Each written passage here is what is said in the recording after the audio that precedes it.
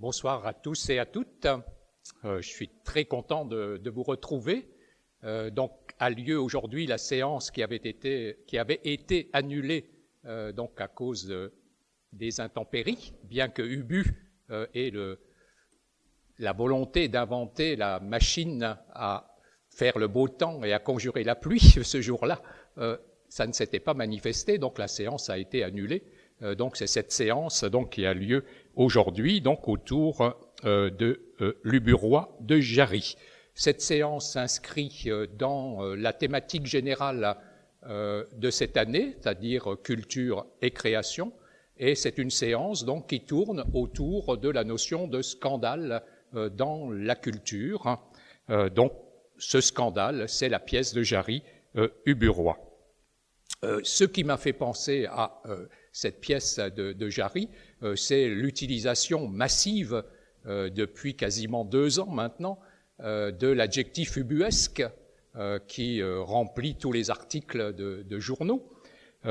Toutes les situations de la pandémie en particulier ont généré cet emploi d'ubuesque.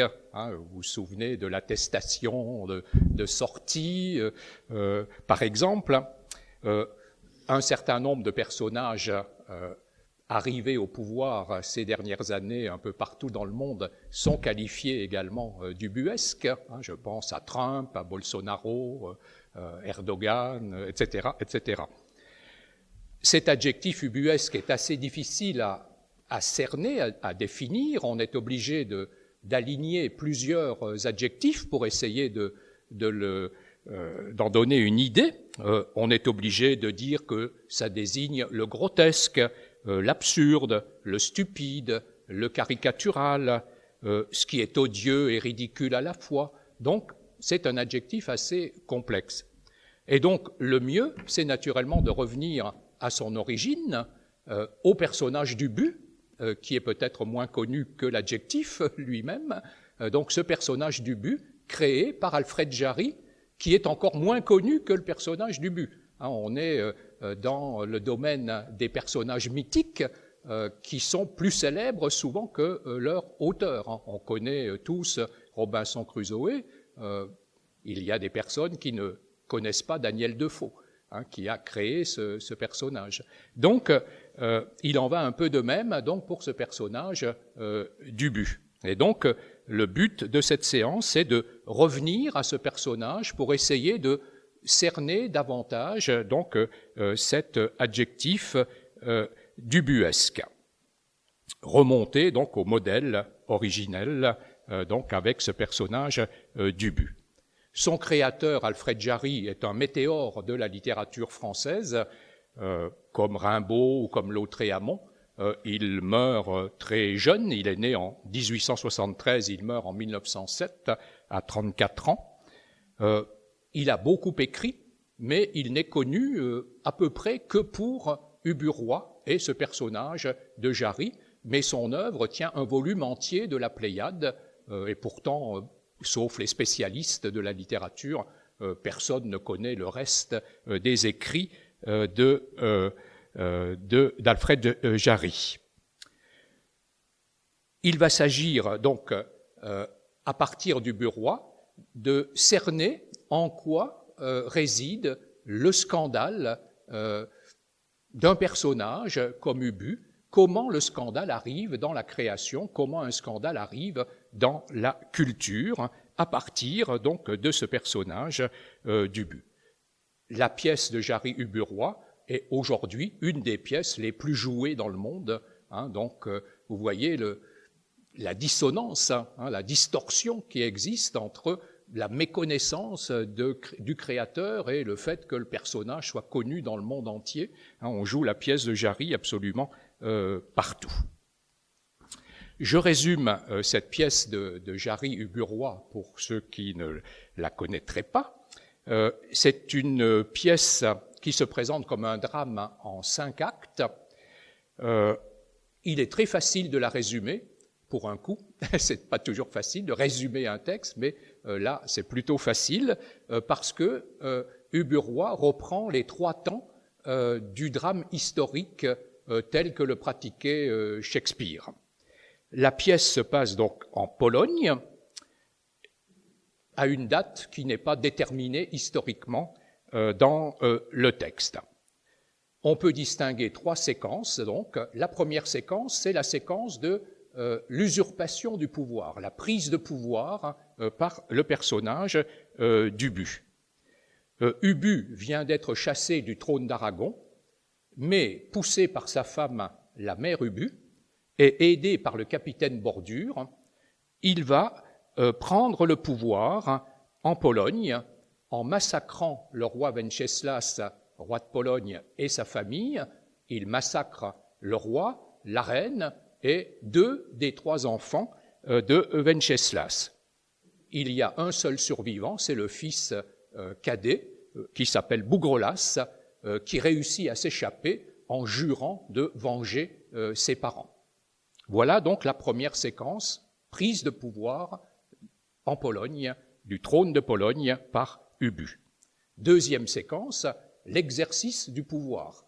Arrivé au pouvoir, Ubu pratique ce pouvoir en véritable tyran. Il multiplie tous les excès, il est dans la démesure la plus totale, dans la violence la plus acharnée. Il a une seule idée en tête, c'est de s'enrichir, et pour cela il est prêt à massacrer tout le monde pour se remplir les poches. Il maltraite, il torture les nobles, les magistrats, les financiers, il accable les paysans d'impôts et il réussit donc ainsi à amasser donc beaucoup d'argent.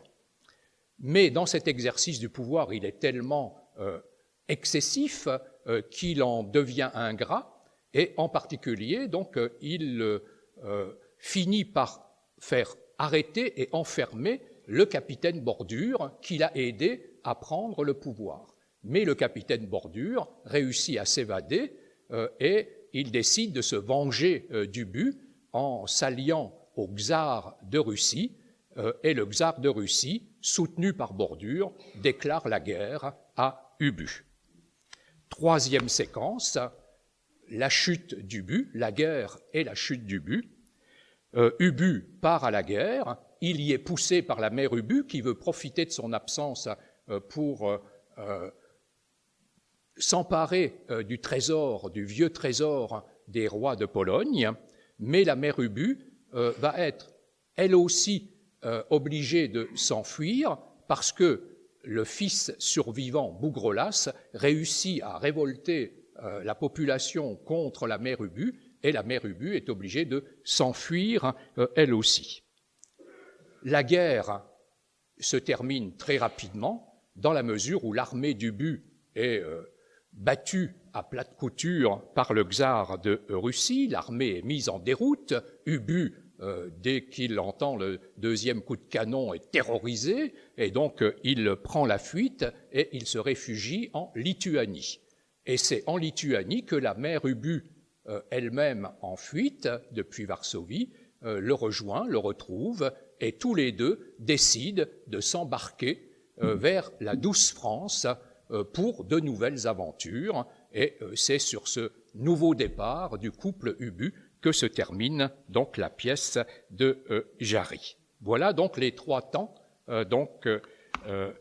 du drame de Jarry. Alors je voudrais donc essayer de dégager les aspects scandaleux que l'on peut apercevoir donc dans cette œuvre de Jarry. Alors le premier scandale de cette œuvre, c'est son statut d'œuvre littéraire mondialement connue. Or, à l'origine de cette pièce, il y a une farce de potache. Et donc, c'est cette genèse, cette écriture de la pièce et la manière dont la pièce va s'imposer pour devenir une pièce mondialement jouée qui apparaît comme un scandale absolu et tout à fait étonnant. Enfin, c'est le seul exemple, je crois, dans la littérature qui existe de cette nature. Alors, à l'origine de cette pièce, il y a un lieu qui est le lycée de Rennes. dans ce lycée de Rennes, depuis 1881, exerce un professeur de physique nommé Félix Hébert. C'est un professeur très savant, il est agrégé de physique, il a rédigé une thèse dont le titre est impressionnant puisqu'elle porte sur les lois des grands mouvements de l'atmosphère et sur la formation et la translation des tourbillons aériens. Donc c'est quelqu'un de très savant, mais c'est un professeur chahuté par les générations successives d'élèves, et ces élèves ont, au fil des générations, ont écrit des textes, des récits autour de ce personnage du professeur de physique. Ce sont des récits où il est présenté comme un héros qui parcourt le monde en cherchant à réaliser dans le monde une multiplicité de forfaits. C'est un malfaisant, et donc ces textes décrivent donc ces aventures du professeur de physique dans le monde. Ces textes sont rédigés par la collectivité des élèves. Il n'y a pas d'auteur déterminé. Tous les élèves, collectivement, participent à la rédaction de ces textes. Alors, ce sont des textes qui, pour un certain nombre, sont oraux, restent oraux, et donc on se les transmet oralement. Et pour un certain nombre, ce sont des textes que les élèves mettent par écrit sur leur cahier d'écolier, et puis on se repasse les textes pour l'année suivante. Donc, les élèves de l'année suivante réécrivent les récits et inventent d'autres aventures à ce professeur de physique.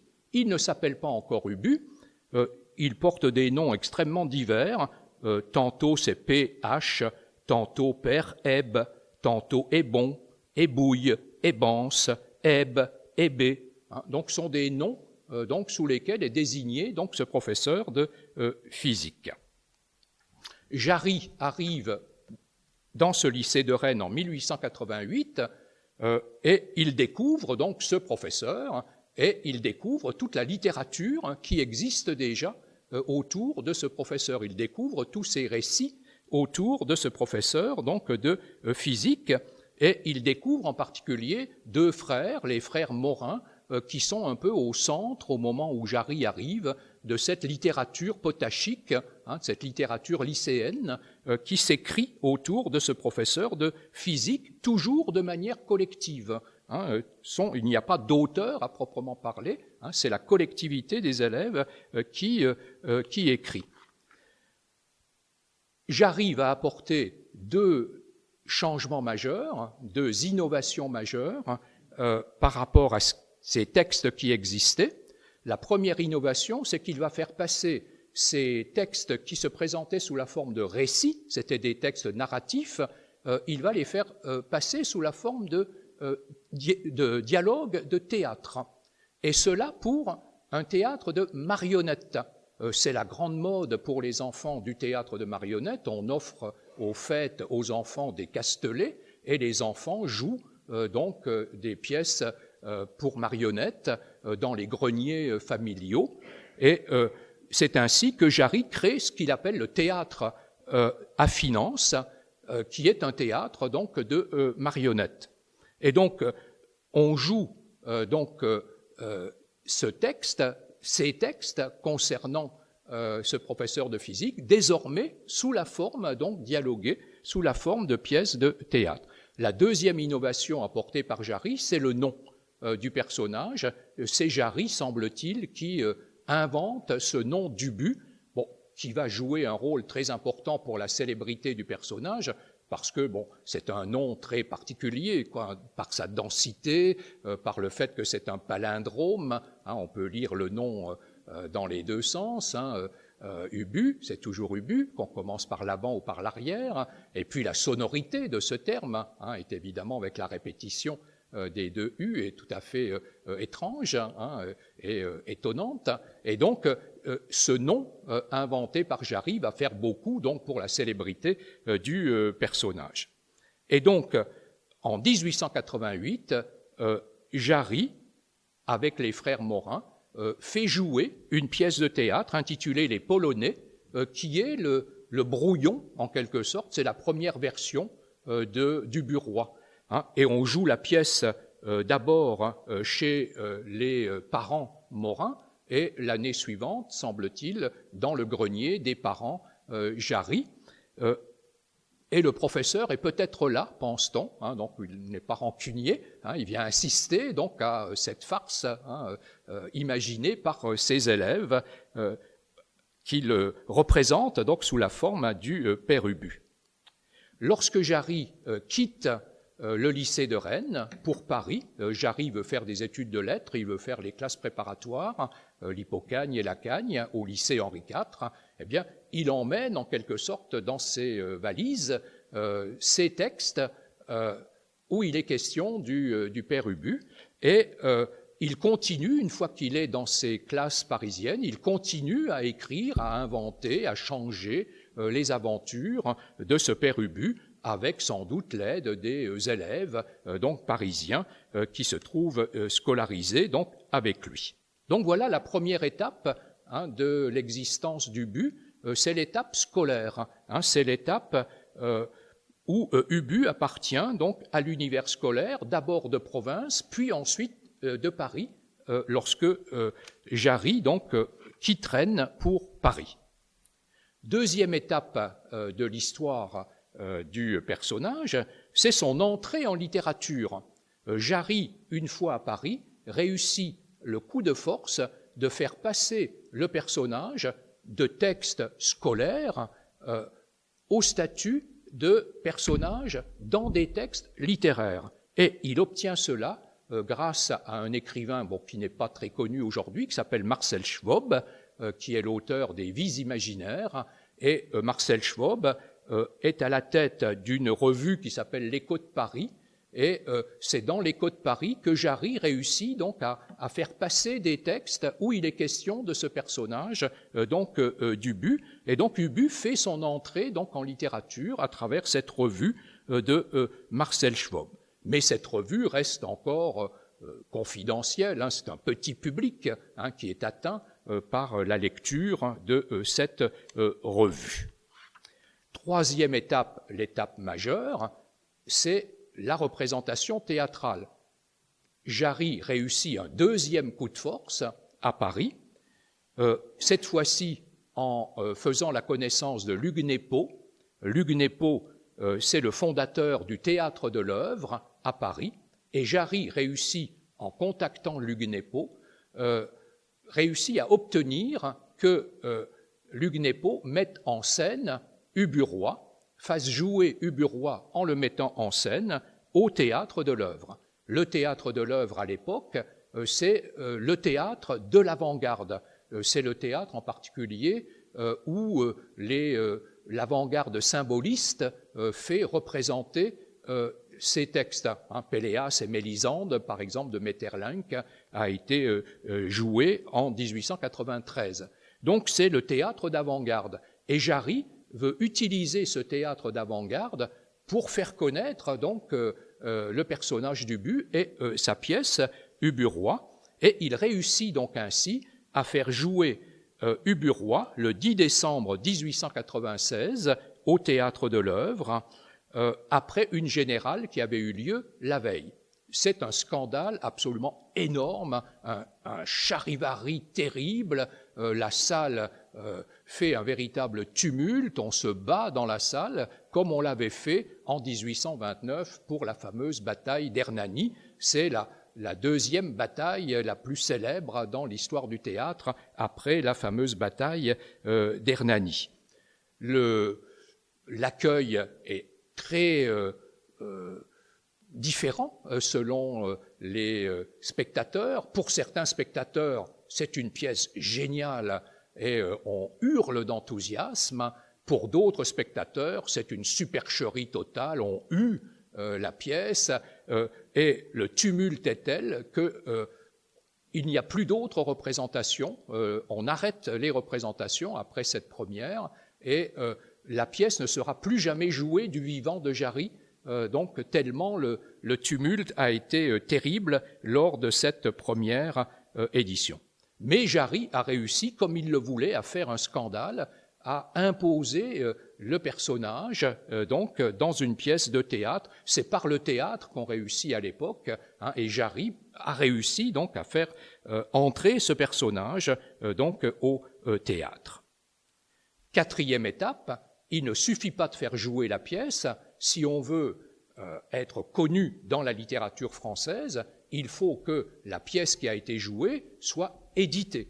Et troisième coup de force de Jarry, il réussit à faire éditer, 2 ans après l'avoir fait jouer, la pièce. Cette fois-ci, c'est le poète Paul Fort qui l'aide donc à faire entrer ce texte en littérature. Paul Fort publie ce texte donc de Jarry, Ubu Roi, d'abord dans une revue, puis ensuite donc le texte est édité. Il devient une œuvre littéraire. Donc c'est déjà énorme, hein, une farce de potache devient une œuvre littéraire, c'est édité, ça fait son entrée dans la littérature française. Et cette fois-ci, il y a un nom d'auteur, hein, alors qu'à l'origine, la création était collective, hein, c'est une collectivité d'élèves, maintenant, c'est Jarry qui s'est approprié le personnage, qui a réussi à le faire jouer dans une pièce et qui réussit à faire publier, éditer donc la pièce. Enfin, 5e et dernière étape, Jarry est conscient de la célébrité atteinte par le personnage avec cette représentation unique, hein, qu'il a fait donner, et il essaie dans les années qui suivent, il essaie de faire, il essaie de recycler le personnage en l'employant dans d'autres pièces de théâtre, et donc il fait donner ainsi Ubu enchaîné, Ubu cocu, Ubu sur la butte, où on retrouve donc à chaque fois le personnage d'Ubu. Alors toutes ces pièces n'ont pas le même impact et le même retentissement qu'Ubu Roi, mais ce sont des pièces qui entretiennent donc la connaissance du personnage d'Ubu parmi le public. Et Jarry essaie également de faire connaître le personnage sous d'autres formes, sous la forme des dessins. Il dessine lui-même, il représente lui-même le personnage d'Ubu. Ce sont les fameuses représentations que vous connaissez, hein, du père Ubu avec sa grande houppelande, sa grande robe, etc., son ventre énorme. Donc c'est Jarry qui fait ces dessins. Et ensuite, donc, ce personnage va être répandu dans des almanachs, les almanachs du père Ubu, hein, qui diffusent donc la célébrité de ce personnage donc d'Ubu.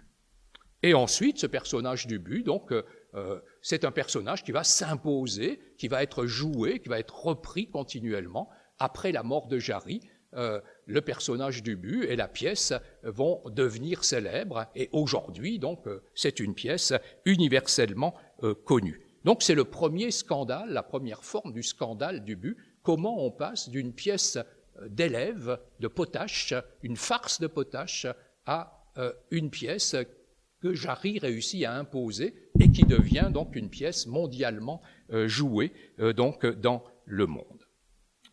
Alors Francis va faire la première lecture qui est le compte-rendu fait par un jeune journaliste de l'époque qui s'appelle Georges Raymond, qui a une vingtaine d'années à l'époque, de la représentation d'Ubu Roi. Et donc il raconte donc ce spectacle auquel il a lui-même assisté. La bataille d'Ubu Roi par Georges Raymond. La première d'Ubu Roi était proche, novembre ou décembre 96, autant que je me rappelle. Le scandale, disait Jarry, devait dépasser celui de Phèdre ou d'Hernani. Il fallait que la pièce ne pût aller jusqu'au bout et que le théâtre éclatât. Nous devions donc provoquer le tumulte en poussant des cris de fureur si l'on applaudissait, ce qui après tout n'était pas exclu, des hurlements d'admiration et d'extase si on sifflait. Nous devions également, si possible, nous colleter avec nos voisins et faire pleuvoir des projectiles sur les fauteuils d'orchestre. Après les 3 coups frappés, Jarry parut devant le rideau, très fardé, en chandail et sans faux col, s'assit devant une mauvaise table à demi recouverte d'une sorte de serpillière, et lut, ou plutôt bredouilla, d'une voix morte et de façon inintelligible, quelque chose d'aussi effacé que sa silhouette. Et sur le même ton, il termina par ces mots: la Seine est en Pologne, c'est-à-dire nulle part. Cela n'était pas très gentil pour les Polonais. Aucune réaction, pas d'applaudissements ni sifflets. Ça commençait plutôt mal. La toile se leva. Il n'y avait pas de décor. Un personnage à barbe et cheveux blancs interminables, le temps, que l'on nous dit être l'acteur Lugnepo, promenait un écriteau décrivant appartements ou paysages, la steppe parcourue par les armées, couverte de neige et hantée des ours. Les personnages principaux portaient des masques dont le faux nez leur contractait les narines, de façon qu'ils eussent l'enchiffrellement du rhume de cerveau qui fait dire madame pour madame, immonde pour immonde. Ou plus encore, l'accent, le hennissement puritain éclairant des passagers du Mayflower. Mais lorsque le premier mot de la pièce, le maître mot, retentit dans la bouche du roi Ubu, articulé et sonorisé par le R de supplément, profondément embronné cependant par l'accent nasal, l'assistance, frappée à la poitrine et au nez, réagit comme un seul homme. Désormais, les personnages s'agitèrent et parlèrent en vain. Le spectacle fut la salle même. On entendait « Oui, Recombe, membre crochon, c'est le retour du cru, outre, bouffre, bouffresque. Ah, c'est sublime, c'est plus fort qu'Échille. Tas d'idiot, vous ne comprendriez pas mieux Shakespeare. Ah, vous avez sifflé Wagner. Silence au petit pâtissier. » Ces petits pâtissiers, fervents de déroulèdes, avaient quelques années auparavant joué un rôle décisif dans les manifestations contre l'ONG. Quelquefois, au milieu du vacarme, Gémy et Ubu venaient brusquement à la rampe et clamaient le mot. Celui-ci, porté par ses roues ou ses ailes sonores, s'étendait sur la salle comme une gigantesque chauve-souris. Il en résultait une si forte présence que le silence se faisait et que les applaudissements éclataient, unanimes. Le rideau tomba ainsi sur la fin du premier acte. L'entracte fut assez calme. Nous nous efforcions de reconnaître les écrivains, journalistes ou hommes célèbres moins popularisés qu'aujourd'hui par la photographie. Catulle Mendès, Henri Boer, Edmond Lepelletier, Taillade, Péladan. Nous cherchions Francis de Sarcey pour le constituer ou le frapper, mais en vain. Le vacarme reprit dès le début du deuxième acte, et on comprit que la représentation n'irait pas beaucoup plus loin. Certes, nous avions grand plaisir d'acclamer Kremnitz au personnage de l'ours, mais il fallait renoncer à cette espérance. Désormais, nulle réplique ne pouvait être entendue. L'ire du public avait grandi, la vague déferlante et la masse des clameurs accablaient les acteurs. Il arrive un instant, dans le typhon, où la boussole, chavirée, perd le sens des pôles. La mère Ubu tournoyait sur la mer. J'entendis une voix lui crier « Tu es saoul, salope !» Et l'extra de Madame Ernest voltigea sur la scène devant mes yeux. « Une salope de mots pour Monsieur Jarry, une !» Gémy et Ubu, roi, majestueux, vint une dernière fois à la rampe, leva de dessus son noble visage le masque en bois triangulaire qui obturait son nez, et cette fois d'une voix claire, roulant comme le tonnerre et les tambours, impérieuse comme celle d'Hercule entranché au Gias, clama « Merde !» Puis, son masque à la main, déclara « La pièce que nous venons de représenter est de M. Alfred Jarry. » Et le rideau tomba pour ne plus se relever. Il y eut quelques accrochages à la sortie, échange d'humour et de quelques coups de poing, mais en somme plus de rigolade que de fureur. L'électricité s'éteignit, se ralluma, les agents faisaient circuler, mais n'eurent pas à intervenir autrement.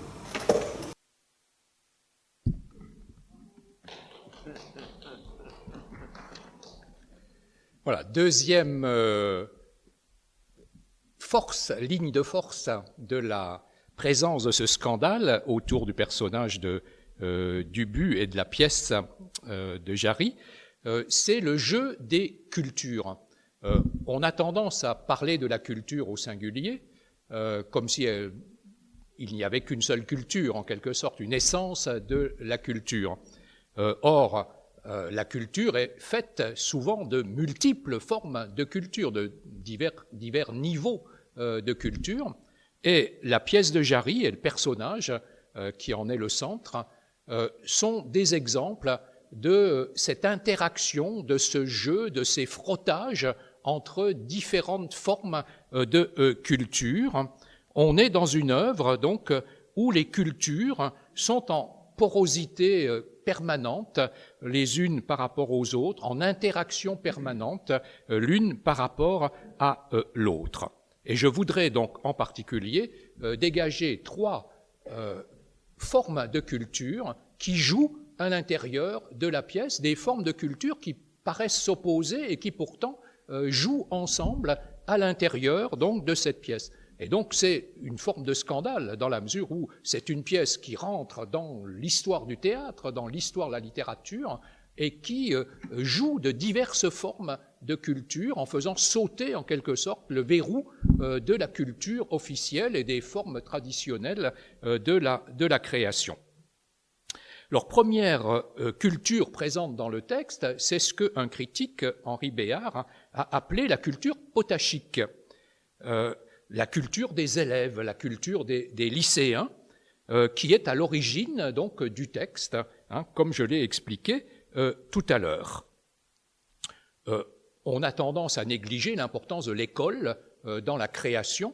Les auteurs ont fréquenté l'école et ce qu'ils apprennent à l'école les marque très profondément et ils ont tendance dans leur création personnelle donc à jouer de cette culture qu'ils ont apprise à l'école. Et donc, c'est présent dans le texte de Jarry de manière fondamentale. Le monde de l'école, pour les élèves, c'est un univers où joue en particulier la binarité concernant l'autorité. Ce sont des enfants, à des âges un peu différents, selon les niveaux, en face d'adultes qui représentent l'autorité, qui représentent le savoir. Et donc, ces enfants observent les adultes, se les représentent, essaient d'échapper à leur autorité de multiples façons. Et c'est ce qui va se passer donc avec ce personnage du professeur de physique, qui est une autorité, mais que les élèves chahutent et qu'ils vont recréer en quelque sorte. Par exemple, ce professeur de physique, on sait qu'il avait une sacoche, une besace, eh bien ça va devenir pour le personnage Dubu ce que le texte appelle sa poche ou sa poche avec un O, un accent circonflexe sur le O, c'est le prolongement du ventre Dubu. Il veut mettre tout le monde dans son ventre, il veut engloutir tout le monde, et ce qu'il ne peut pas mettre dans son ventre, il va le mettre dans sa poche. Et donc la poche Dubu, c'est la représentation énorme de la besace du père Hébert. De même que le père Hébert avait un bâton, et donc ça devient le bâton à physique dans le texte donc de Jarry. Donc le personnel de l'école est recréé par l'imaginaire adolescent, par l'inventivité, la créativité adolescente, pour donner une autre représentation au personnage, donner au personnage une forme donc qui soit théâtrale, littéraire, différente de la réalité. Mais ce que le monde de l'école donne aussi aux élèves, aux lycéens, ce sont des textes. À l'école, les heures de littérature sont des heures où on voit défiler de multiples textes, surtout des textes appartenant à l'Antiquité et au passé de la littérature. On est toujours un peu frileux par rapport à la littérature de son temps, donc l'école transmet surtout des textes venant du passé. Et ces textes, donc, les élèves les découvrent sous la forme d'anthologie. des anthologies scolaires, des morceaux choisis, et ces morceaux choisis sont représentés dans la pédagogie scolaire comme des morceaux de grands auteurs. Il faut les apprendre par cœur, il faut les réciter, il faut les imiter. On donne aux élèves à imiter les textes des grands auteurs. Donc les élèves apprennent donc à connaître ces grands auteurs, à les imiter, voire à les parodier. On fait à la manière d'eux, on les parodie, ces grands auteurs. En tout cas, on manipule donc une multiplicité de textes, et c'est ce qui se passe avec Ubu-Roi. Le titre lui-même est caractéristique. Ubu-Roi, c'est naturellement Oedipe-Roi de Sophocle. Ensuite, Jarry écrit Ubu enchaîné, c'est pareil. Ubu enchaîné, c'est le Prométhée enchaîné d'Échille, etc. Donc, on joue avec la littérature connue.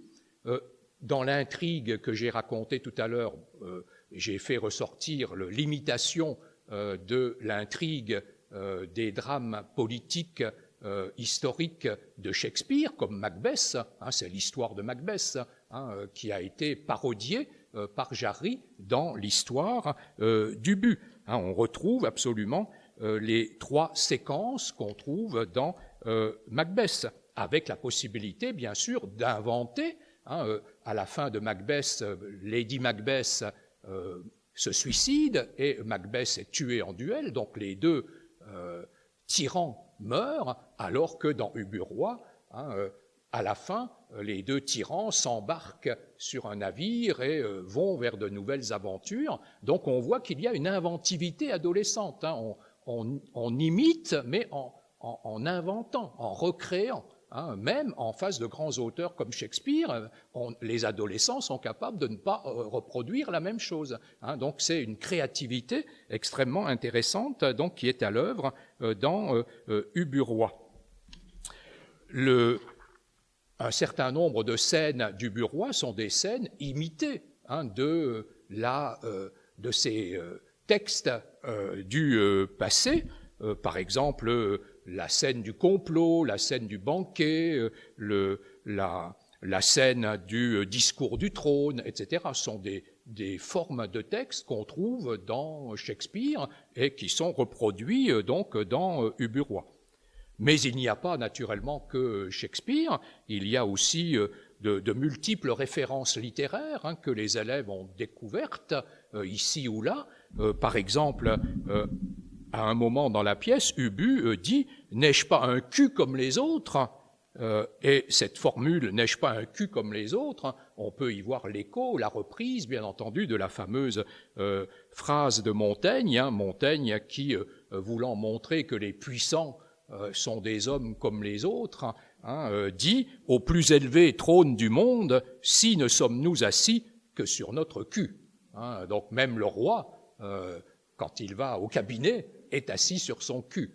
Donc, on voit les élèves avoir retenu des phrases découvertes dans de grands textes littéraires et reprendre donc ici ces phrases donc de manière donc inventive.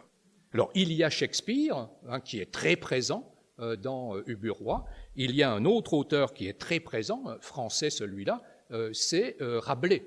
Rabelais, que rappelle bien entendu l'énormité d'Ubu. Ubu, c'est un énorme bonhomme avec un ventre énorme, et c'est un personnage qui rappelle les géants de Rabelais, Gargantua et Pantagruel, et l'invention verbale que l'on trouve dans Ubu-Roi, c'est une invention verbale qui est également celle de Rabelais, qui joue avec les mots, la longueur des mots, la sonorité des mots, la manière dont les mots jouent les uns envers les autres, et donc c'est tout cela qui est repris donc par Jarry dans Ubu-Roi. De même que le personnage de Panurge, celui qui joue des tours en permanence, est très présent également dans la pièce de Jarry. Pour vous montrer le côté potachique, quelquefois c'est vraiment de l'humour de bas étage, de l'humour de potache. Dans la dédicace, par exemple, à Marcel Schwob, on lit ceci. « Ce livre est dédié à Marcel Schwob. A donc, le père Ubu hocha la poire, dont fut depuis nommé par les Anglois Shakespeare, et avait de lui, sous ce nom, maintes belles tragédies par escrit. Donc on voit le potache jouer avec Shakespeare, la poire et secouer la poire. Donc on voit que c'est du niveau potache, de quelque chose de bas étage, et c'est avec ça que Jarry fait de la littérature. C'est ce qu'il fait rentrer dans la littérature, c'est le côté scandaleux, comme je l'expliquais tout à l'heure, de la chose. Voilà donc une première forme de culture présente donc dans Ubu-Roi, la culture potachique. Deuxième forme de culture, la culture populaire, avec en particulier une notion sur laquelle je voudrais insister, qui est la notion de carnavalesque. La notion de carnavalesque, c'est une notion qu'a mise en évidence un critique russe qui s'appelle Mikhail Bakhtin, à propos de Rabelais, justement.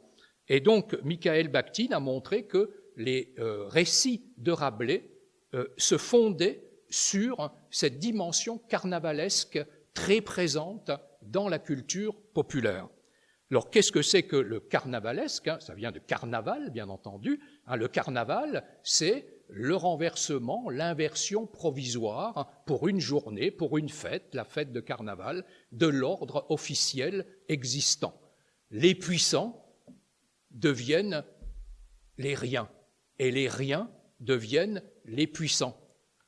On fêtait ça encore au moment où je faisais mes études de lettres, avec sous la forme des Saturnales romaines, qu'on rapproche souvent du carnaval. Les Saturnales, qui se passaient au mois de décembre à Rome, c'était le moment où les maîtres devenaient esclaves et les esclaves devenaient les maîtres, et en classe prépa, ces jours-là, donc l'ordre était renversé, les classes étaient renversées, la classe de première année devenait la maîtresse, l'hypocagne était la maîtresse et la classe de cagne devenait la classe inférieure, et à l'intérieur de la classe, les maîtres devenaient les élèves et c'était les élèves qui faisaient cours. Bon, c'est une tradition qui a malheureusement disparu maintenant, mais qui était assez amusante, et qui reprend donc cette image donc populaire des Saturnales et du carnaval. Donc l'ordre officiel est renversé pour un moment, pour un temps naturellement limité. Le but, c'est naturellement de raffermir l'ordre. Le but n'est pas révolutionnaire, ça n'est pas de renverser l'ordre, c'est que pendant ce temps limité où l'ordre est inversé, les énergies populaires se dépensent, et une fois que ces énergies sont bien dépensées, on est tranquille pour une année, l'ordre peut se rétablir donc pour un an, et donc tout rentre dans l'ordre après. Bon, l'une des dimensions essentielles du carnavalesque concerne le corps. Bon, dans la représentation officielle du corps, ce qui compte, c'est la tête, l'intelligence et le cœur. C'est les parties nobles de l'homme. Eh bien, dans le carnavalesque, ces parties nobles sont dévalorisées et ce sont les parties basses, le bas corporel, qui est magnifié. Et donc, ce qui devient grand dans le carnavalesque, c'est tout ce qui est méprisé normalement dans la culture officielle. Alors, c'est tous les trous et protubérances du corps, le sexe, le cul, les seins, etc. C'est tout cela qui devient donc l'élément essentiel de la représentation du corps dans le carnavalesque. Le ventre, les tripes, le sexe, toutes les humeurs, la merde, etc. C'est tout cela donc qui devient l'élément essentiel donc dans la représentation du corps. Et c'est exactement ce qu'est le personnage d'Ubu. Ubu, c'est essentiellement un corps carnavalesque, c'est un corps populaire tel que le carnaval l'invente. Le père Ubu, c'est une énormité. Il est représenté comme il est représenté sous le signe de l'excès, de la démesure corporelle. Il a un ventre énorme qui rappelle les géants de Rabelais. La mère Ubu l'appelle gros bonhomme ou bien mon gros polichinelle. Hein. Donc, il est magnifié en particulier à travers son ventre, qui reçoit des noms multiples. Il l'appelle sa gidouille, sa giborne, sa bedaine, etc. Et le ventre est prolongé par la poche, hein, qui accueille ce que le ventre ne peut pas accueillir lui-même. Et donc, le père Ubu, c'est un être là, c'est une immanence énorme, quoi. C'est un corps qui s'impose par sa masse, en quelque sorte, tout entière. C'est un corps qui dégage une odeur nauséabonde. Le père Ubu dit qu'il ne se lave pas souvent et la mère Ubu précise non, il ne se lave jamais. Et donc, il dégage une odeur nauséabonde. Quand il a peur, il dit qu'il fait dans sa culotte. Hein, donc, la merdre, le mot qui ouvre le texte, est omniprésent, hein, et matériellement, hein, il a peur, eh bien, il fait dans sa culotte. Hein, donc, c'est un corps donc, qui s'impose de manière absolue. Ce corps d'Ubu s'impose aux autres corps. Ubu n'a qu'une idée, c'est d'écraser tout le monde sous sa masse, sa puissance. Et ce qu'il ne peut faire avec son propre corps, il le fait avec tous les objets qu'il manipule et qui représentent sa puissance, qui représentent sa royauté, hein, son bâton, son croc à finance, la trappe qu'il manipule, dans laquelle il fait basculer financiers, magistrats, etc. Donc le père Ubu, c'est quelqu'un qui écrase comme un prédateur tous les autres personnages de sa masse corporelle. C'est un corps qui n'a en vue que la voration. Hein. Il s'agit de manger, d'écraser les autres, de les faire entrer dans son ventre et dans sa poche.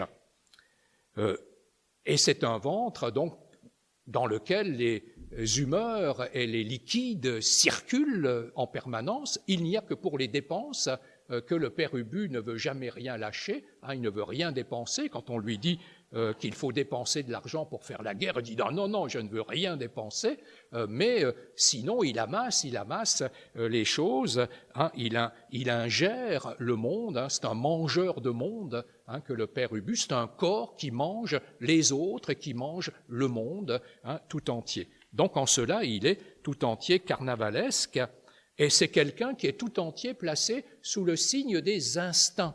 Hein.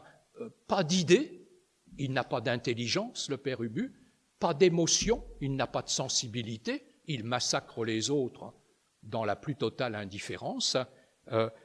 Il n'a que des instincts. C'est un corps réduit à l'animalité, un corps réduit à ses instincts, un corps qui n'est absolument pas soumis à la culture, à la civilisation, à la politesse, à l'éducation, etc. Tout ce qui permet le rapport aux autres, hein, n'existe pas chez Ubu. Hein, il est tout entier sous le règne de ses instincts. Alors on a vu la goinfrerie, hein, c'est quelqu'un qui s'empiffre en permanence, soit de mets ordinaires comme des cuisses de poulet, soit de choses moins ragoûtantes comme la merde, par exemple, ou la merdre, plus exactement. C'est quelqu'un qui manifeste une agressivité, une férocité, une cruauté totale. Il menace continuellement les autres en parole, mais il passe également à l'acte. Hein, il frappe la mère Ubu, il dit qu'il va la déchirer, etc. Hein, donc, et il fait cela avec un plaisir sadique absolu. Hein, il y a chez lui une espèce de jouissance du mal que l'on fait aux autres, au corps des autres, hein, qui est perpétuellement affiché. Je tuerai tout le monde et je m'en irai, dit le père Ubu. Et il répète cela, donc cette existence de son plaisir sadique, donc à tout le monde. C'est quelqu'un qui est sous le signe du sexe et de la scatologie. Hein, le sexe est là sous la forme assez voilé, c'est plus net dans d'autres textes de Jarry, mais c'est déjà présent dans Ubu Roi. Par exemple, quand il dit qu'il va déchirer la mère Ubu, le sens sexuel est clair, ou bien quand il dit qu'il va la faire passer par sa casserole, le sens sexuel est clair aussi, ou bien quand il manipule tous les objets phalliques, le bâton à physique, par exemple, il montre donc qu'il est constamment sous le signe donc de l'exubérance sexuelle, de même que les jurons qui sont les siens sont des jurons qu'on peut lire de manière sexuelle, corne-gidouille par exemple, ou bien de par ma chandelle verte, la chandelle verte c'est évidemment le sexe aussi, donc il y a là continuellement donc le sexe et la scatologie. Donc le corps l'emporte continuellement donc chez ce père Ubu. Alors, deuxième lecture qui va illustrer donc cette dimension, ces deux premières dimensions de la culture qui se frottent et qui se mélangent et qui jouent l'une avec l'autre, c'est la lecture de la scène 7 de l'acte 1, c'est la scène de la conjuration de la conjuration montée par Ubu et Bordure, le capitaine Bordure, contre le roi de Pologne, Wenceslas.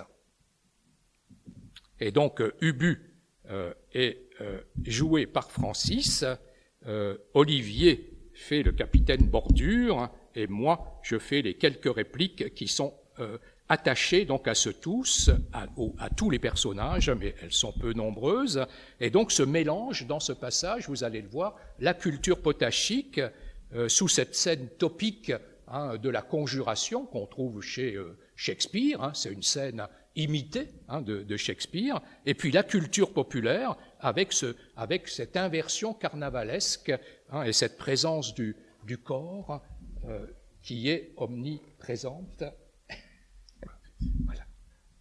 Voilà, donc on y va. Je remercie par avance les lecteurs qui ont fait un gros travail, qu'ils ont été obligés de recommencer après l'annulation de la première séance, mais on s'est beaucoup amusé en répétant, et donc ça nous a payé largement de notre travail. Merci en tout cas aux lecteurs. Vous allez le voir, ils ont fait un travail formidable. Mes bons amis, il est grand temps d'arrêter le plan de la conspiration. Que chacun donne son avis. Je vais d'abord donner le mien, si vous le permettez. Parlez, Père Ubu. Eh bien, mes amis, je suis d'avis d'empoisonner simplement le roi en lui fourrant de l'arsenic dans son déjeuner. Quand il voudra le brouter, il tombera mort. Et ainsi, je serai roi. Fille le sagouin! Et quoi? Cela ne vous plaît pas? Alors, que Bordure donne son avis. Moi, je suis d'avis de lui ficher un grand coup d'épée qui le fendra de la tête à la ceinture. Oui, voilà qui est noble et vaillant. Et s'il vous donne des coups de pied? Je me rappelle maintenant qu'il a pour les revues des souliers de fer qui font très mal. Si je savais, je filerais vous dénoncer pour me tirer de cette sale affaire. Et je pense qu'il me donnerait aussi de la monnaie. Oh, le traître, le lâche, le vilain et le planâtre. Conspuez le père Ubu! Messieurs, tenez-vous tranquilles si vous ne voulez visiter mes poches. Enfin, je consens à m'exposer pour vous. De la sorte, Bordure, tu te charges de pourfendre le roi. Ne vaudrait-il pas mieux nous jeter tous à la fois sur lui en braillant et gueulant? Nous aurions chance ainsi d'entraîner les troupes. Alors, voilà. Je tâcherai de lui marcher sur les pieds. Il regimbera. Alors, je lui dirai « Merdre !» Et à ce signal, vous vous jetterez sur lui. Oui, et dès qu'il sera mort, tu prendras son sceptre et sa couronne. Et je courrai avec les hommes à la poursuite de la famille royale. Oui, et je te recommande spécialement le jeune Bougrelas. Ils sortent. Messieurs, nous avons oublié une cérémonie indispensable. Il faut jurer de nous escrimer vaillamment. Comment faire? Nous n'avons pas de prêtre. La mère Ubu va en tenir lieu. Eh bien, soit. Ainsi, vous jurez de bien tuer le roi? Oui, nous le jurons. Vive le père Ubu!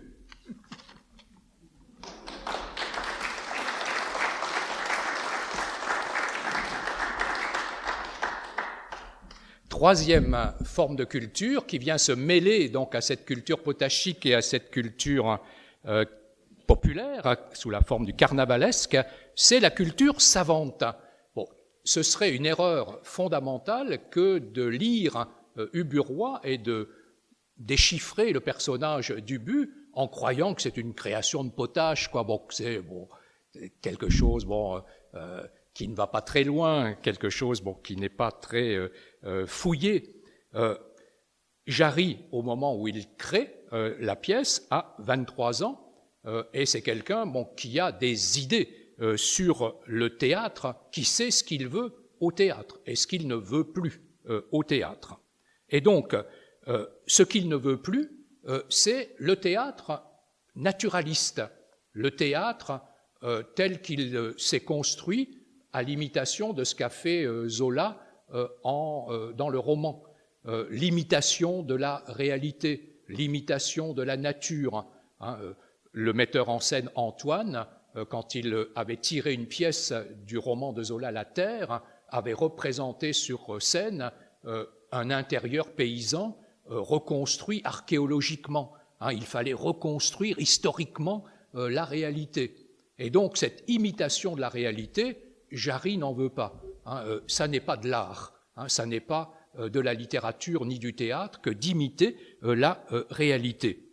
Et dans ce refus du naturalisme, Jarry est d'accord avec l'avant-garde du symbolisme, mais c'est à peu près la seule chose avec quoi il soit d'accord avec le symbolisme, c'est dans le refus du naturalisme, parce que lui veut faire quelque chose de tout à fait différent de ce que fait le symbolisme. Le symbolisme veut représenter le monde invisible qui existe derrière le monde visible. Et donc vous voyez bien que ça n'est pas ce que veut faire Jarry. Donc il est bien avec les symbolistes pour rejeter le naturalisme, mais il ne veut pas du tout faire la même chose que le symbolisme, dans la mesure où lui veut représenter, comme on l'a vu tout à l'heure, donc le corps, etc., qui n'a rien à voir avec l'espèce d'évanescence ou d'invisible mis en avant par le symbolisme.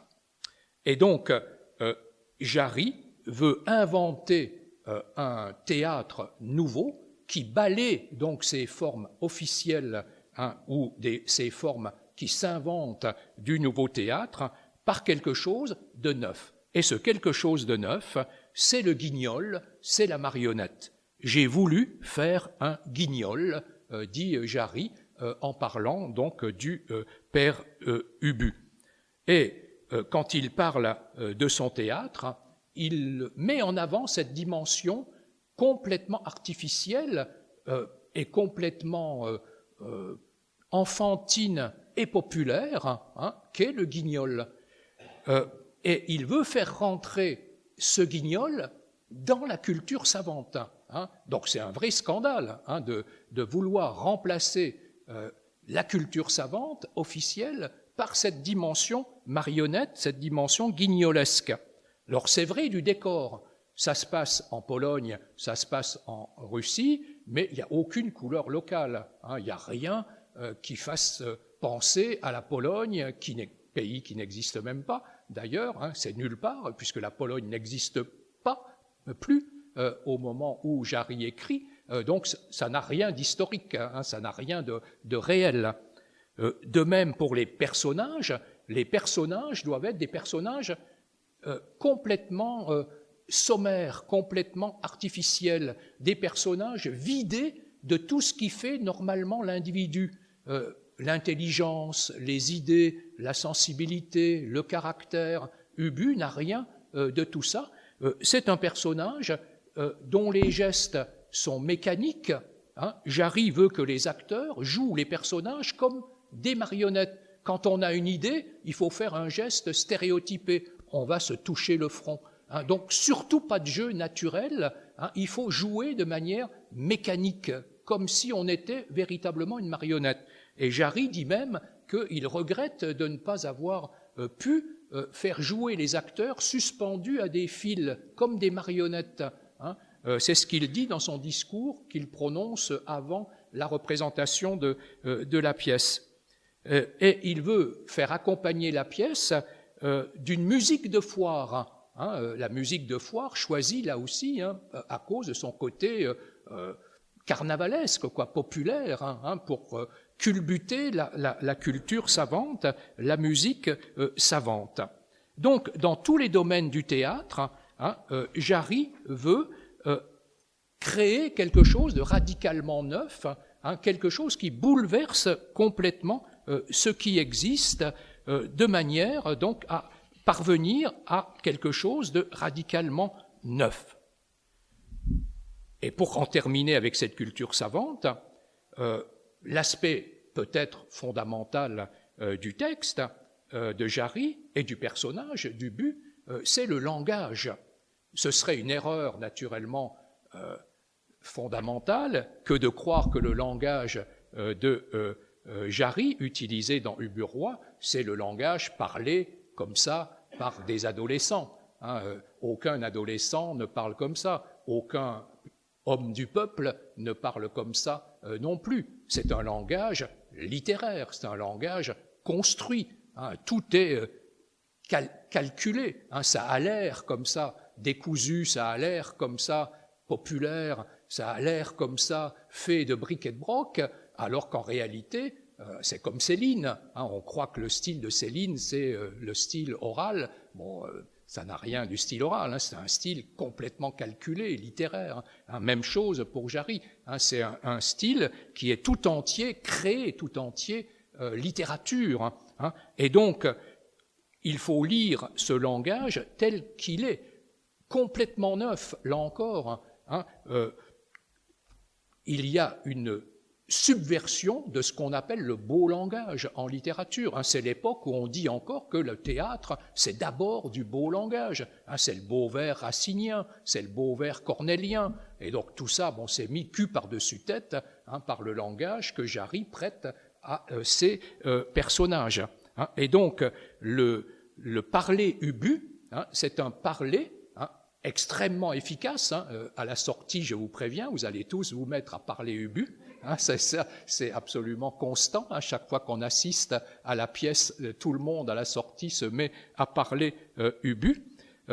Et donc, le mot initial par lequel commence la pièce, ce merdre initial que Jarry dit qu'il faut hurler, il ne faut pas prononcer le mot, dit Jarry, il faut le gueuler, il faut le hurler. Ce merdre initial est essentiel. C'est un merdre prononcé par le père Ubu. On ne sait pas s'il s'adresse à la mère Ubu ou aux spectateurs, sans doute aux deux. Et donc, il dit merdre aussi aux spectateurs. Spectateur, tu t'attendais à trouver du beau langage, eh bien, moi je te dis merdre pour commencer, et le beau langage que tu attends, il va être complètement subverti dans tout le reste de la pièce. Et ce mot merdre, il est prononcé dans la première scène 17 fois. Donc, vous voyez que Jarry y insiste lourdement. Et donc, ce parler ubu, ce langage ubu, c'est un langage extrêmement savant. Et il y a des études savantes. Il y a un linguiste qui s'appelle Michel Arrivé qui a en particulier étudié donc ce langage d'ubu, à la manière dont les niveaux de langue sont mêlés l'un avec l'autre. Par exemple, Ubu dit « je te vais arracher les yeux ». Il ne dit pas « je vais t'arracher les yeux », ce qui serait populaire. Il dit « je te vais arracher les yeux » en mélangeant donc le trivial de l'énoncé avec l'énoncé archaïque et noble de l'antéposition du complément d'objet.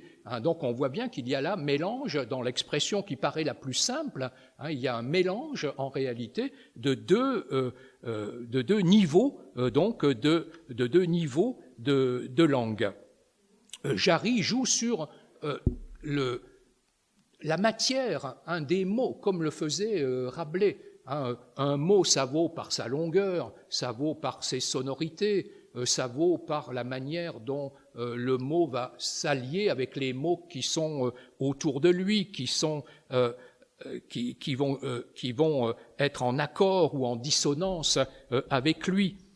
Et tout cela peut être emporté dans des jeux de parodie de textes déjà connus, qui jouaient déjà avec ces mots. Par exemple, il y a un passage formidable où Ubu évoque le passage où Harpagon, qui a perdu sa cassette chez Molière, se lamente, il est mort parce qu'il a perdu sa cassette, et Ubu dit « Je suis blessé, je suis troué, je suis perforé, je suis administré, je suis enterré ».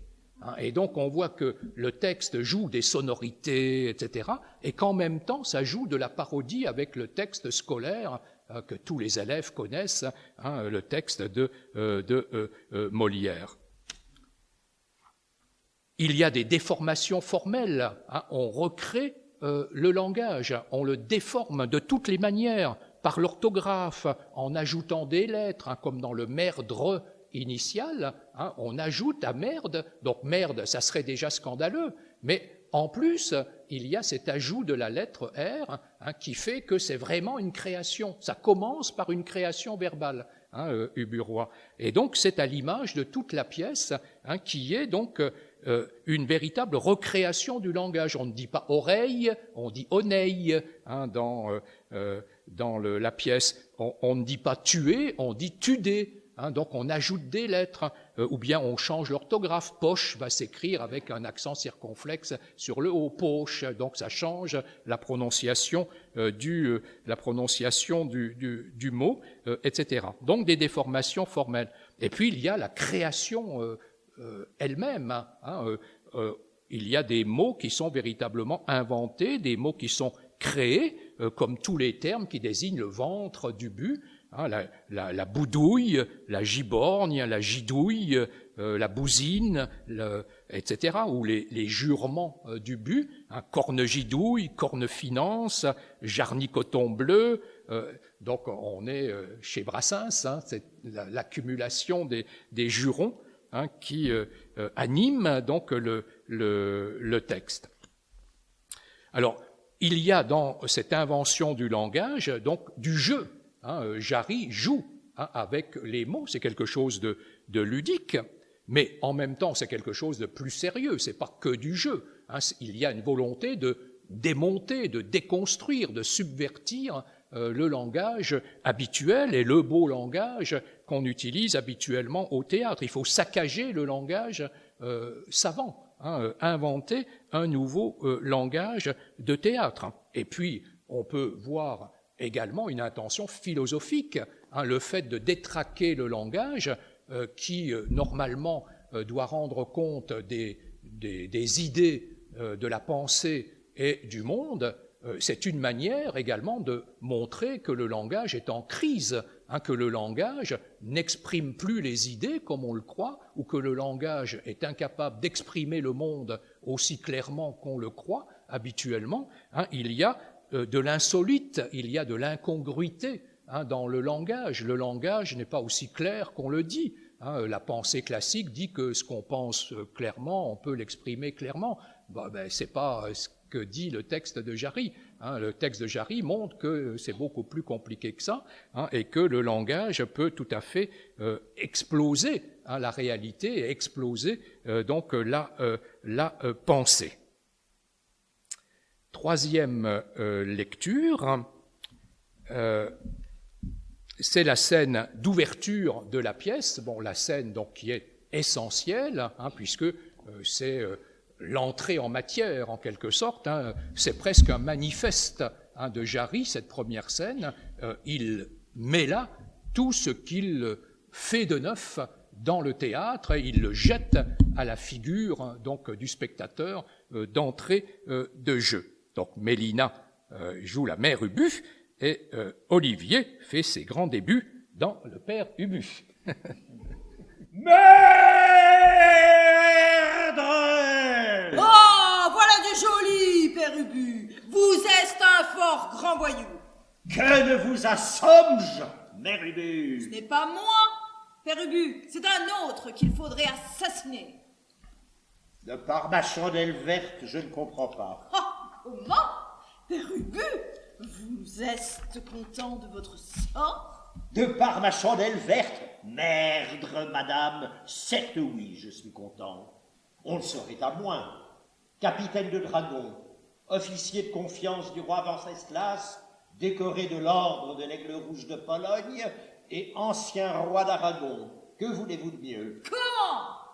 Après avoir été roi d'Aragon, vous vous contentez de mener aux revues une cinquantaine d'estaffiers armés de coupe-choux. Quand vous pourriez faire succéder sur votre fiole la couronne de Pologne à celle d'Aragon? Ah, Mère Ubu, je ne comprends rien de ce que tu dis. Tu es si bête! De par ma chandelle verte, le roi Venceslas est encore bien vivant. Et même en admettant qu'il meure, n'a-t-il pas des légions d'enfants? Qui t'empêche de massacrer toute la famille et de te mettre à leur place? Ah, Mère Ubu, vous me faites injure.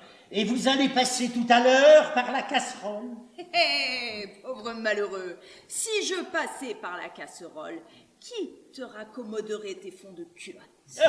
Et vraiment. Et puis après, n'ai-je pas un cul comme les autres? À ta place, ce cul, je voudrais l'installer sur un trône. Tu pourrais augmenter indéfiniment tes richesses, manger fort souvent de l'andouille et rouler carrosse par les rues. Si j'étais roi, je me ferais construire une grande capeline comme celle que j'avais en Aragon et que ces gredins d'Espagnols m'ont impudemment volée. Tu pourrais aussi te procurer un parapluie et un grand caban qui te tomberait sur les talons. Ah, je cède à la tentation. Bougre de merdre, merdre de bougre, si jamais je le rencontre au coin d'un bois, il passera un mauvais quart d'heure. Ah, bien, Père Ubu, te voilà devenu un véritable homme. Oh, non. Moi, capitaine des dragons, massacrer le roi de Pologne, plutôt mourir. Oh, merde! Ainsi, tu vas rester gueux comme un rat, Père Ubu? Ventre bleu, de par ma chandelle verte, j'aime mieux être gueux comme un maigre et brave rat que riche comme un méchant et gras chat. Et la capeline? Et le parapluie? Et le grand caban? Eh bien après, Mère Ubu. Froute! Merdreux! Il a été dur à la détente, mais vroute! Merde! Je crois pourtant l'avoir ébranlé. Grâce à Dieu et à moi-même. Peut-être, dans 8 jours, serai-je reine de Pologne.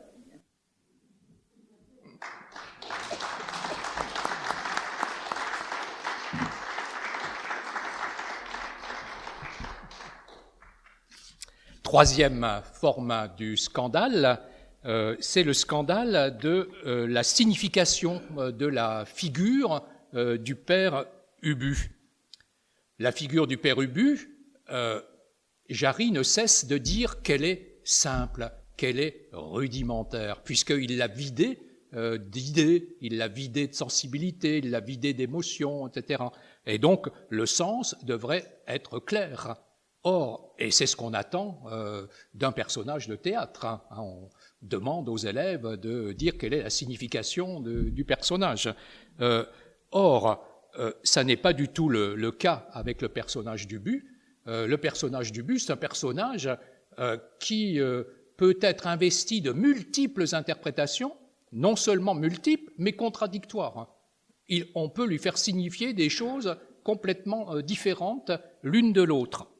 Et Jarry lui-même a mis l'accent sur cette possibilité de faire dire au personnage, de faire signifier au personnage des choses tout à fait différentes et contradictoires. Il dit lui-même certaines fois qu'on peut donner au personnage tous les sens qu'on veut, et à d'autres moments, il met en garde contre les sens qu'on voudrait donner au personnage. Ou bien il dit... on peut interpréter le personnage d'après quelques orientations, et il donne lui-même quelques orientations. Donc c'est tout, c'est rien, c'est peut-être que quelques-unes. Et donc, on ne sait pas ce que pense l'auteur de son personnage. Et de toute manière, une fois que le personnage est créé, le lecteur ou le spectateur peuvent donner naturellement au personnage le sens ou l'essence qu'il veut bien lui donner. L'auteur n'est pas, dans la perspective moderne, depuis Valéry, l'auteur n'est plus le détenteur du sens orthodoxe de son texte.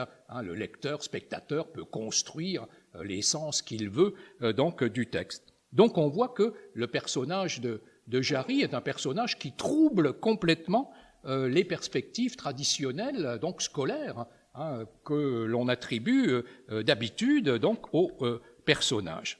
Alors je voudrais signaler 3 possibilités d'interprétation du personnage, contradictoires, mais possibles, des constructions qu'il est possible de faire sur le personnage. Bon, première interprétation, Ubu, c'est une simple marionnette.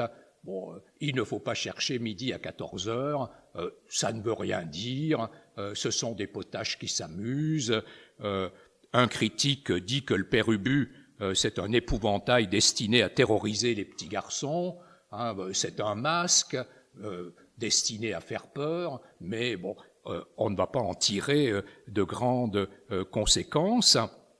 Un autre critique dit que c'est le héros de toutes les guignolades, donc c'est un héros de farce, et donc il n'y a pas à chercher bien loin, c'est une simple plaisanterie. Le père Ubu, c'est pour rire, on va rigoler un bon coup, et ça n'est pas la peine de chercher plus loin.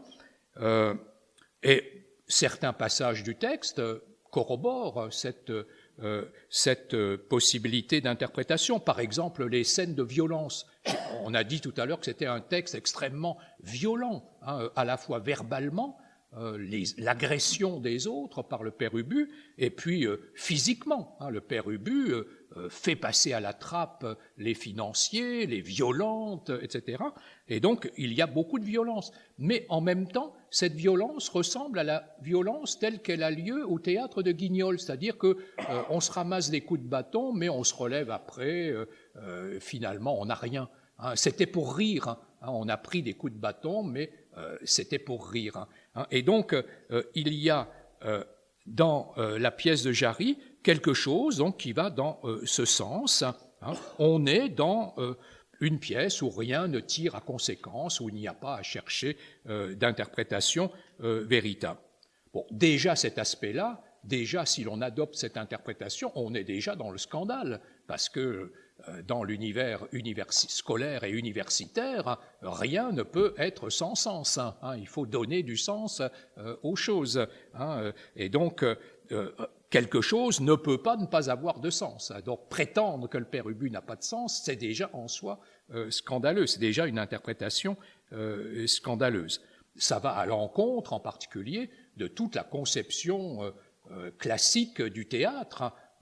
On s'est servi du théâtre dans la pédagogie. Les jésuites ont beaucoup utilisé le théâtre dans les classes pour l'éducation. Et puis le théâtre classique, la formule de la comédie, c'est elle châtie les mœurs en riant. Donc elle est utile, la comédie, elle fait rire, mais c'est pour corriger les mœurs. Donc elle est utile. Et donc si on dit que quelque chose n'est pas utile, que c'est pour rire, que ça ne sert à rien, c'est scandaleux par rapport à toute la tradition donc du théâtre. Donc même cette interprétation-là, qu'on peut admettre pour le personnage d'Ubu, c'est déjà une forme de scandale que l'on peut mettre en avant. Deuxième interprétation possible, à l'exact opposé, on peut dire que Ubu, c'est tout. Ubu, c'est l'homme, avec une grande H ou un grand H, c'est l'interprétation anthropologique. Ubu, c'est l'homme. Ça rend compte de l'homme, ça nous montre l'homme. Alors on peut l'envisager de 2 manières, et c'est ce qu'a fait la critique. On peut interpréter Ubu comme étant un double ignoble de ce qu'est l'homme. Un double ignoble au sens où, dans la vie courante, nous portons tous des masques et nous vivons tous dans la culture, dans la civilisation, avec plus ou moins de politesse, etc. Nous ne nous dévoilons pas, hein, nous ne montrons pas ce que nous sommes, nous ne montrons pas nos instincts profonds. Si nous sommes violents, nous essayons de le cacher. Hein. Mais tout cela, ben, c'est précisément ce que le père Ubu fait voir. Hein. Le père Ubu, c'est un personnage qui déchire le rideau, qui montre l'homme tel qu'il est en réalité. Vous portez un masque, mais dans la réalité, voilà ce que vous êtes. Et le père Ubu, donc, on peut l'interpréter comme le miroir donc, de ce qu'est l'homme. On se voit soi-même dans le personnage d'Ubu, et c'est d'ailleurs une interprétation que Jarry donnait lui-même de son personnage. Monsieur Ubu est un être ignoble, disait Jarry, ce pourquoi il nous ressemble par en bas à tous. Hein? Le père Ubu, c'est nous. Hein? Il nous ressemble, c'est ce que nous sommes en réalité. Hein? Et donc, c'est un miroir hein, qui nous montre avec un effet de loupe. Hein? C'est monstrueux, et donc il nous montre, en grossissant les traits, ce que nous sommes donc dans la réalité. Ou bien, deuxième interprétation, le père Ubu ne nous représente pas tel que nous sommes, mais, dans une hypothèse qui serait un peu moins noire, tel que nous pourrions être si nous nous laissions aller. Et donc, on peut interpréter le père Ubu comme un autre, comme une figure de l'autre, comme une figure d'un double que nous ne sommes pas, mais que nous pourrions devenir si nous nous laissions aller à nos instincts, si nous ne faisions pas attention à être éduqués, à être civilisés, etc. Et cette interprétation est tout à fait possible également. Hein. Nous serions grossiers, nous serions laids moralement, nous serions monstrueux, comme le père Ubu, comme nous le montre le père Ubu, si nous ne faisions pas attention. La psychanalyse est allée dans ce sens. Les surréalistes ont développé une interprétation psychanalytique du personnage d'Ubu en disant qu'il fallait voir dans le personnage d'Ubu nos instincts profonds. Breton disait du père Ubu qu'il représentait l'ensemble des puissances inconnues, inconscientes, refoulées. Donc ce sont nos pulsions obscures que nous montre le père Ubu. Par exemple, la violence sadique, hein, notre sadisme. Hein, bon, nous ne montrons pas dans la société notre sadisme, mais nous sommes des sadiques hein, en puissance. Hein, et donc, le père Ubu nous montre ça, soit sous la forme de « nous le sommes », soit sous la forme « attention, c'est ce que vous pourriez être hein. ». Et donc, la psychanalyse laisserait plutôt entendre que c'est ce que nous sommes, mais que nous ne montrons pas, parce que, bon, nous essayons de voiler donc les choses.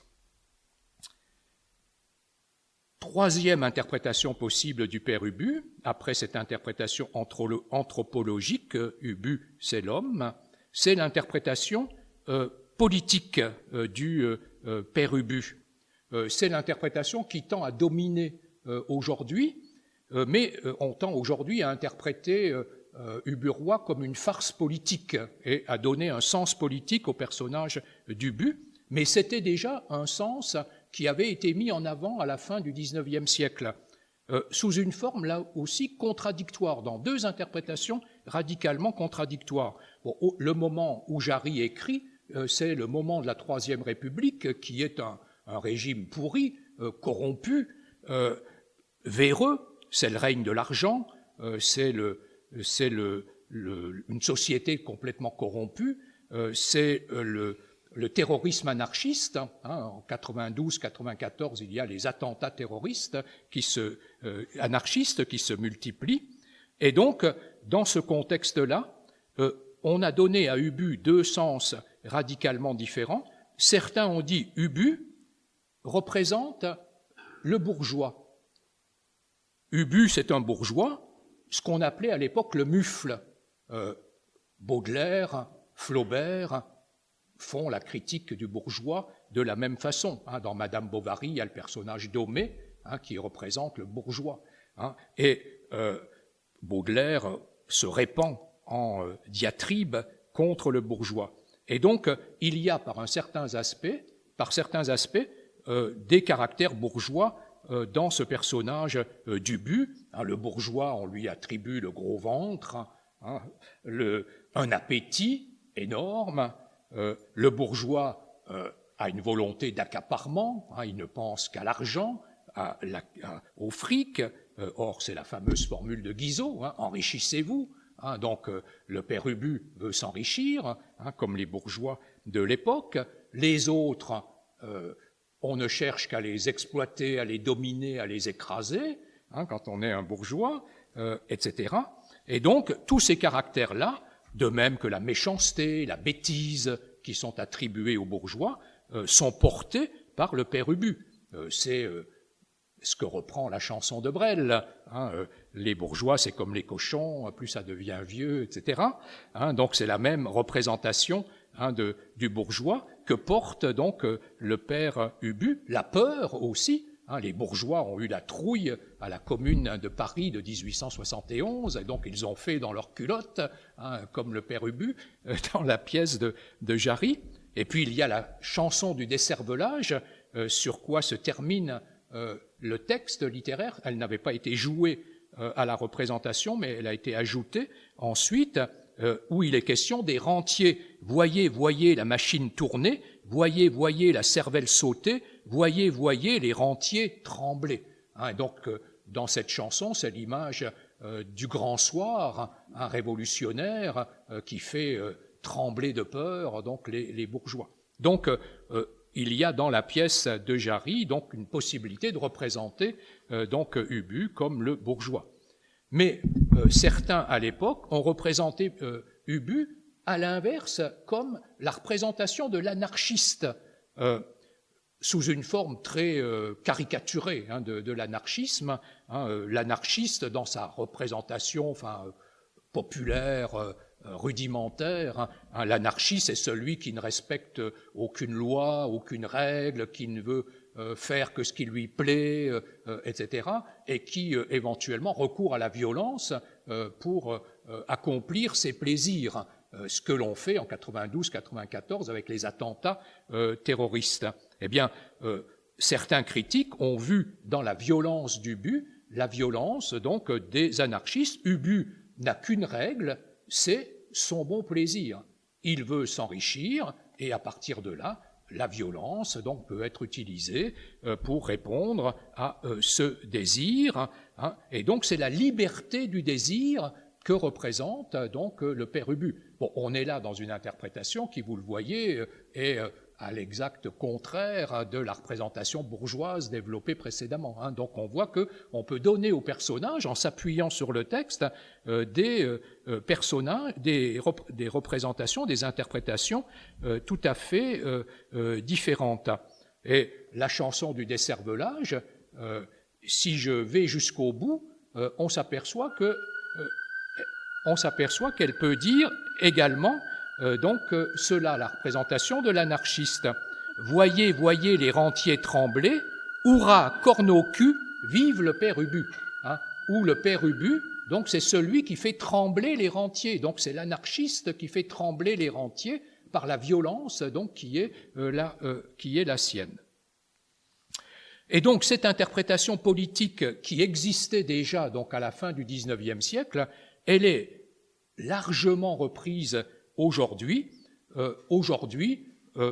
On voit dans le père Ubu l'incarnation du pouvoir personnel, l'incarnation des régimes bureaucratiques, des régimes fondés sur la bureaucratie totalitaire.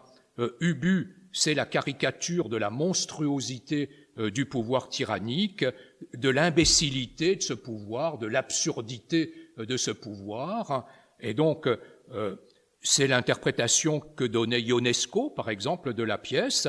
Ionesco qui disait « Ubu roi est une œuvre sensationnelle où l'on ne parle pas de tyrannie, où l'on montre la tyrannie sous la forme de ce bonhomme odieux, archétype de la goinfrerie matérielle, politique, morale, qui est le père Ubu. » Et un autre critique, Claude Roy, donnait la même interprétation en disant qu'Ubu, c'est le prototype vengeur de toutes les citrouilles armées qui nous poussent ubuesquement à l'abattoir après nous avoir décervelés.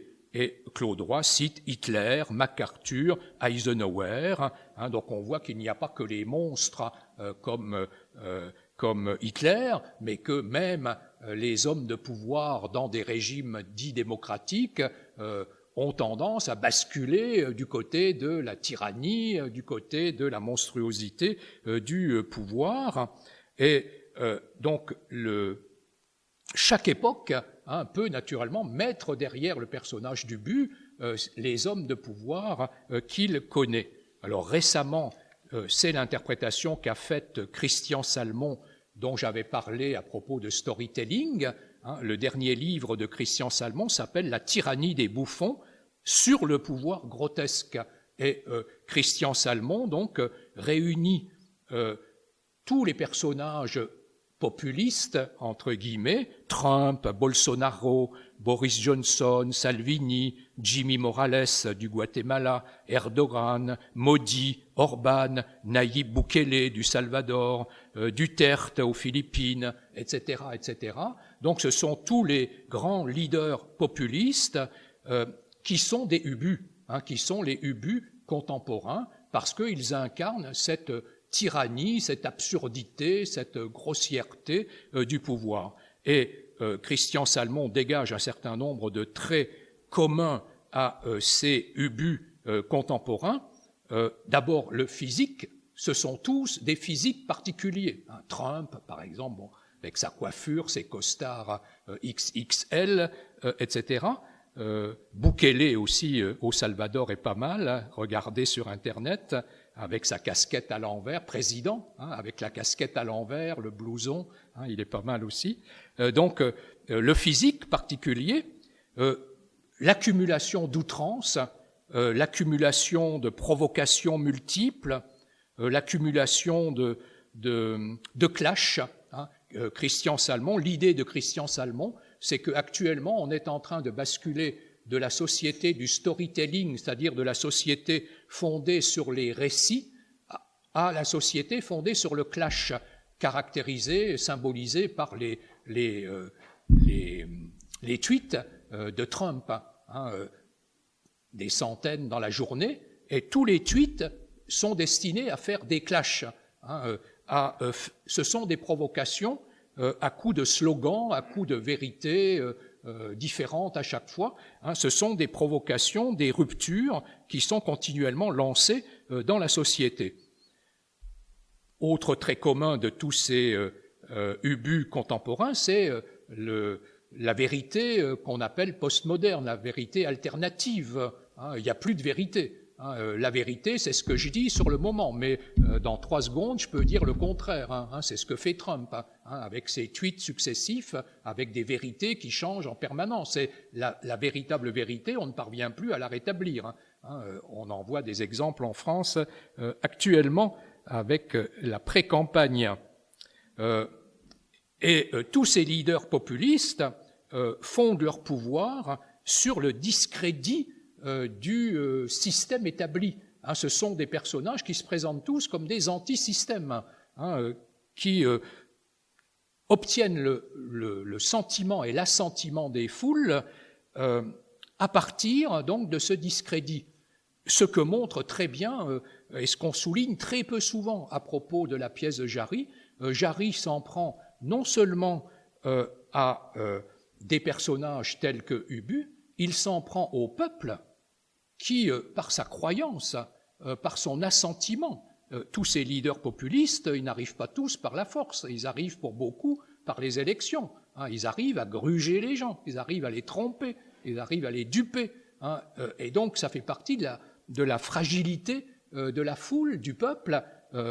Vive la guerre, finit par hurler la foule dans Ubu Roi. Et donc, Christian Salmon montre que le personnage d'Ubu, c'est un formidable personnage qui dit tout de ces leaders contemporains. On prend le personnage d'Ubu, on l'analyse, et on peut, à partir de là, fait ressortir tous les traits qui caractérisent ces grands leaders contemporains, qui sont tous des ubus.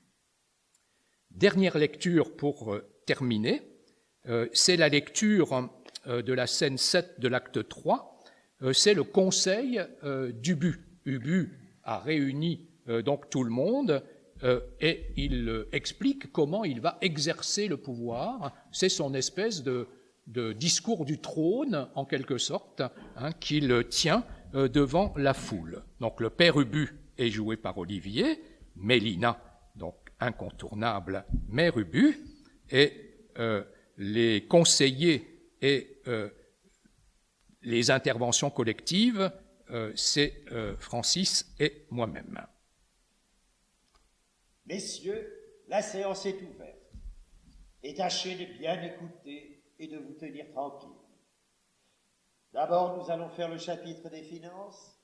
Ensuite, nous parlerons d'un petit système que j'ai imaginé pour faire venir le beau temps et conjurer la pluie. Fort bien, monsieur Ubu. Quel sothomme! Madame de ma merdre, garde à vous, car je ne souffrirai pas vos sottises.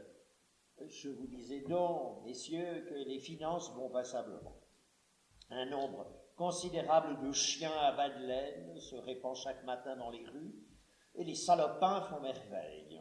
De tous côtés, on ne voit que des maisons brûlées et des gens pliant sous le poids de nos finances. Et les nouveaux impôts, monsieur Ubu, vont-ils bien? Point du tout.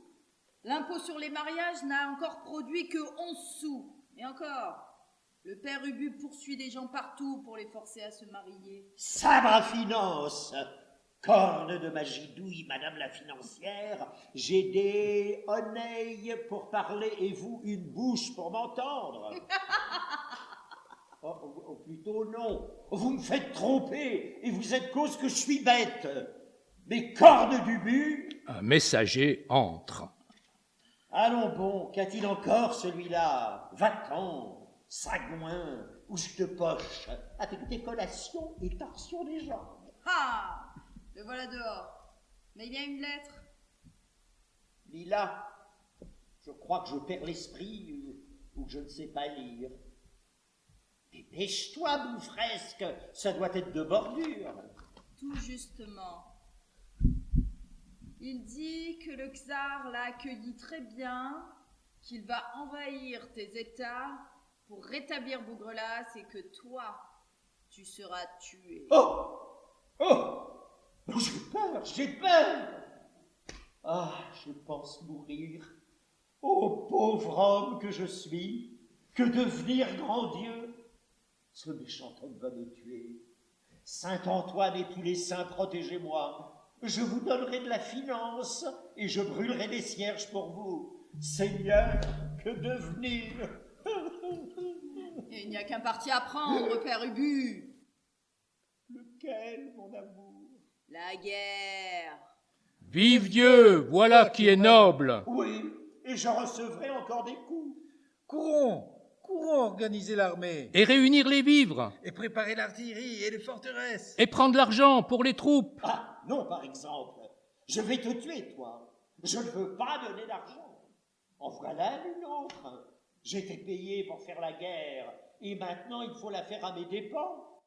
Non, de par ma chandelle verte, faisons la guerre, puisque vous en êtes enragés, mais ne déboursons pas un sou. Vive la guerre!